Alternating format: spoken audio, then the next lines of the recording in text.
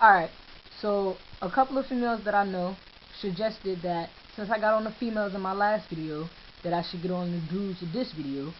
So I'm gonna just say a couple of things before I gotta get ready to go, cause I got shit to do. I do have a life. But dudes, if you don't like being called bummy or dirty, don't wear the same drawers. I know these niggas out here, they like to sag their pants. Don't sag your pants and still have on the same drawers you had on yesterday or the day before, cause that's just dirty. Don't no female want a nigga like that. Unless, you know, she's dirty and bummy too, then y'all just have a dirty ass, bummy ass relationship. And that's just y'all. I don't give a fuck. But I'm just saying. Wash your ass, nigga. Just wash your ass. And another thing, not every female wants to have sex with you.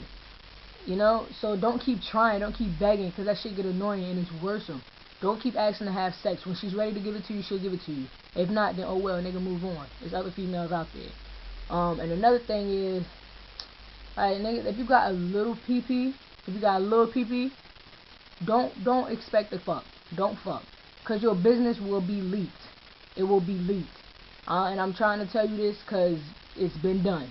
If you got little pee-pees, don't be going out there trying to fuck everybody, cause your shit's gonna get leaked. Unless you're trying to fuck a virgin and she doesn't know what to expect, then that's different. You go for it.